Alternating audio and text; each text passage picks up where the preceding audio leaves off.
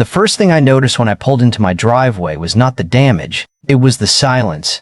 For 16 years, whenever I came home after being away, the wind moved through a thick row of cypress trees behind my house, and that soft rushing sound told me I was home before I even shut off the engine. That Friday evening, the wind was blowing hard, but there was nothing behind the house to catch it. I stopped halfway up the drive and stared at a backyard I barely recognized. The sun reached all the way across the lawn, lighting the porch, the fire pit, and the kitchen windows that had been shaded since my daughter was learning to ride a bike. Then I saw the ground. The entire tree line was gone. Not trimmed, not storm damaged, gone. The soil had been ripped open in a long brown scar. Roots twisted out of the earth, irrigation pipes crushed, branches scattered everywhere, and machine tracks pressed into the wet clay. I shut off the engine and sat there with both hands on the wheel. Anger would have been easier. Anger gives you somewhere to go. What I felt instead was emptiness. Like I had come home and found a room missing from the house. My wife, Elaine, and I planted those trees in 2008, back when we had more plans than money, and a backyard that looked straight into the neighbor's kitchen. We could not afford a fence, so we bought 32 little saplings from a nursery outside Franklin, Tennessee, crammed them into my old Ford, and drove home laughing because they leaned sideways like tired Christmas trees. Elaine said they would be tall by the time we were old, and I told her I was already old because my knees hurt after digging the 6th hole. She laughed so hard she dropped the measuring tape in the mud. Those trees held hundreds of small moments that eventually became a life. Summer cookouts, birthdays, arguments over mulch, mornings when Elaine sat on the porch with coffee and watched blue jays disappear into the branches. After she died from ovarian cancer, I kept tending them because they were one of the last things we had built together. To anyone else, they were landscaping. To me, they were 16 years of marriage standing in a row. I walked the length of the yard, stepping around broken roots and fresh sawdust. The smell hit me hard, and for a second I was back in 2008 with Elaine yelling that I had planted the first tree crooked. Then I looked next door. A compact skid steer sat on a rented trailer beside the garage, its tracks packed with the same dark clay that covered my yard. Roots were still tangled along the bucket. My new neighbor, Grant Mercer, had moved in 8 months earlier with his wife and 2 teenage sons. We had spoken maybe 6 times, mostly about trash pickup and a loose dog. He had a confident way of talking, like every conversation was something he had already won. I crossed the lawn and walked up his driveway, remembering something my father used to say. Once you start yelling, people stop hearing your point and start measuring your temper. Grant stood in the open garage, installing brackets on metal shelves, while country music played from a radio. He looked over and smiled. "You are back early," he said. I glanced at the machine. "Did you remove the cypress trees behind my house?" He did not hesitate. "Yeah," he said, wiping his hands on a rag. "They were blocking the afternoon sun, and my wife wants a pool." I waited for the part where he explained how this had been a mistake. It never came. "Those trees were on my property," I said. Grant shrugged. "They were basically on the line. Half the branches leaned over our side anyway." "Did you get a survey?" "Did not need one. The fence posts are obvious. There was no fence between us. Only an old iron marker near the drainage ditch and a line people guessed at based on mowing patterns." I asked if he had tried calling me. He smiled, not embarrassed, just annoyed. "You were gone, Wade. I figured I would handle it before the pool contractor came." "Honestly, the place looks better opened up." That word "opened" landed badly. He saw sunlight, a better view, room for a pool. I saw Elaine sitting under a blanket during chemotherapy, watching birds disappear into those branches because she said they made the yard feel protected. We were looking at the same strip of land and seeing 2 different worlds. I wanted to tell him exactly what I thought of him. Instead, I nodded once and said, "All right." Grant frowned like my calm answer disappointed him. Maybe he wanted a shouting match, because men like him feel safest when the other person loses control first. I turned around, walked back to my house, and went straight to the office Elaine used to call the archive. In the bottom drawer of an old walnut cabinet, I found the closing papers, the original plat map, photographs from the year we planted the trees, and a survey completed when we added the porch. I spread everything across the desk, found the marked boundary, and measured the distance to the tree row. Then I measured it again and again. Those trees had stood more than 5 feet inside my property from one end of the yard to the other. I sat back and looked through the window at the open strip of dirt. I was still grieving what had been destroyed, but now the grief had direction. The next morning, before Grant rolled his garbage cans to the curb, I called a licensed surveyor, a consulting arborist, and an attorney I had not spoken to in 12 years. By noon, 3 appointments were on my calendar, and I stopped wondering why Grant had done it and started wondering how much the truth was going to cost him. 2 days later, just after sunrise, a white survey truck pulled into my driveway carrying 2 men, a tripod, a GPS receiver, and enough orange steaks to make the yard look like a crime scene by breakfast. The lead surveyor was a gray-haired man named Russell Dean, the kind of person who spoke quietly because he had never needed volume to sound certain. He reviewed my deed, checked the original monument near the drainage ditch, then spent the next 3 hours moving back and forth across both yards while his younger assistant recorded measurements. Grant came outside around 9 wearing gym shorts and holding a coffee mug. He stood near his patio for a while, watching them work, then finally walked over. "What is all this?" he asked. "Boundary verification," Russell said without looking up. Grant glanced at me. "You called surveyors over some trees." I leaned against the porch railing. "No. I called surveyors because somebody drove heavy equipment onto my property without knowing where his own property ended." His jaw tightened. "I know where the line is." Russell finally looked at him. "Good, then our results should match." That shut him up for maybe 30 seconds. Grant pointed toward a row of old fence posts near the rear corner and said the previous owner told him those marked the boundary. Russell walked over, examined one of them, and gave it a small kick. "This is a tomato trellis post," he said. "Somebody probably used it to support a garden fence." Grant stared at the rusted metal like it had personally betrayed him. Around noon, Russell called both of us into the yard and stretched a bright line between the official corner markers. The string ran nowhere near the torn earth Grant had claimed was basically shared ground. At the closest point, the old trees had stood 4 feet 8 inches inside my property. At the widest point, they had been nearly 6 feet in. Grant folded his arms. "That cannot be right." Russell handed him a copy of the field sketch. "It is based on the recorded plat, the deed descriptions, and 2 original monuments. If you want a second survey, you're entitled to hire one. But these numbers are not ambiguous." Grant looked at me with a different expression then. Less smug, more calculating. "Fine," he said. "I made a mistake. I will buy you some trees." I almost laughed, not because anything was funny, but because he said it like he had knocked over a flower pot. "These were mature cypress trees," I said. 16 years old. "Then buy mature ones. That is exactly what I intend to price." He rolled his eyes and walked back toward his house, muttering something about people making a federal case out of landscaping. Russell watched him go, then looked at the destroyed irrigation line near his boots. "People usually get angry at the invoice," he said. "They rarely get angry at the decision that created it." The consulting arborist arrived the following morning. Her name was Dr. Lena Brooks, and she had spent 20 years evaluating storm damage, construction loss, and illegal tree removal cases across 3 states. She did not rush. She measured every exposed root plate, counted the remaining stumps, photographed the machine tracks, and used old pictures from my phone to estimate the height and density of the original screen. I showed her one photograph of Elaine standing beside the trees during a snowstorm, smiling with both hands wrapped around a red coffee mug. Lena studied it for a few seconds longer than the others. "Your wife?" she asked. I nodded. She did not offer one of those polished condolences people use when they are afraid of silence. She simply handed the picture back and said, "I understand why you are documenting this carefully." That small kindness nearly broke me. For days I had been treating everything like evidence, because evidence was easier than grief. Measurements, dates, receipts, photographs, all of it gave my hands something to do while my mind avoided the empty yard. Lena spent almost 4 hours building an inventory. 32 trees, most between 24 and 30 feet tall, established root systems, full privacy coverage, healthy before removal.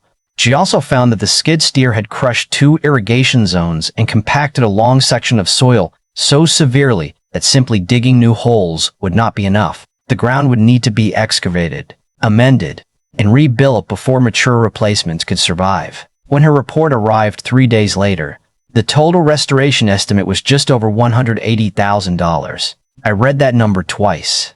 The cost included site preparation, removal of damaged roots, soil rehabilitation, irrigation repair, transport of mature trees from a specialty nursery in North Carolina, crane placement, structural supports, and 5 years of professional maintenance. It was not a punishment figure. It was what it cost to recreate, as closely as possible, what Grant had destroyed in a single afternoon. My attorney, Samuel Price, reviewed the report in his office above an old pharmacy downtown. Sam had represented me years earlier during a business dispute, and he still wore the same narrow glasses and looked disappointed by almost everything. After reading the survey and arborist report, he set both documents down and said, "Your neighbor has managed to turn sunlight for a swimming pool into a six-figure problem." Then he explained the legal side: trespass, destruction of property, restoration costs, possible punitive damages because the removal was intentional, and additional liability if the disturbed soil caused drainage problems. He advised sending a formal demand letter but suggested I first offer Grant one final chance to settle privately. Courts can award money, Sam said, but they cannot make living next door to someone less miserable. That evening, I carried copies of everything to Grant's house. His garage was open again, and blue pool layout markings had appeared across his backyard. He was standing over a contractor drawing when he saw me. "I need 10 minutes, I said. He sighed and waved the contractor away. I placed the survey, Lena's report, photographs, and restoration estimate on his workbench. Grant flipped through the first few pages with a faint smirk that disappeared when he reached the total. $180,000, he said. "You have lost your mind. That is the restoration estimate from a certified arborist. Those were trees, Wade, not a historic building. They were mature property, and you knowingly removed them without permission." "I did not knowingly do anything.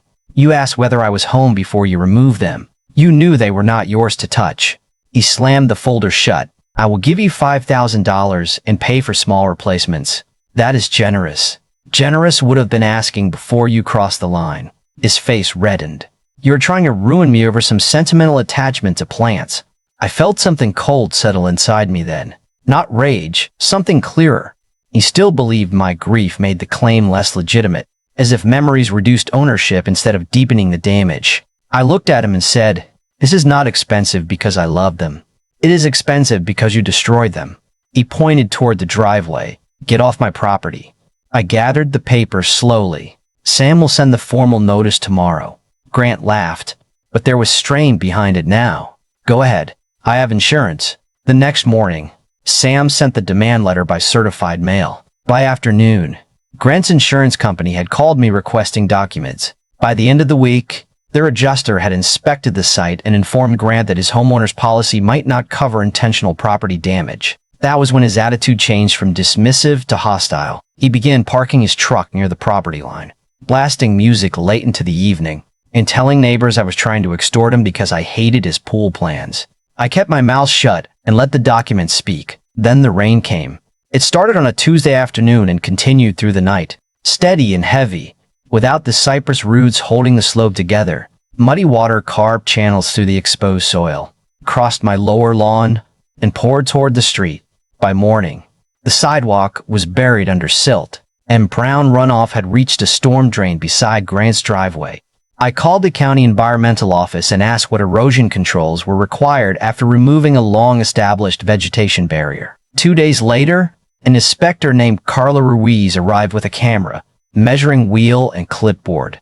She walked the disturbed strip, checked the drainage path, photographed the crushed irrigation pipes, and asked who had operated the equipment. Grant stood in his driveway watching us, his face tight.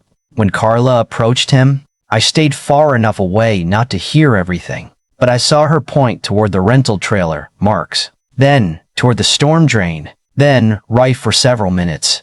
Before leaving, she handed him an official notice. Work on the pool stopped the same afternoon. The contractor pulled his equipment out.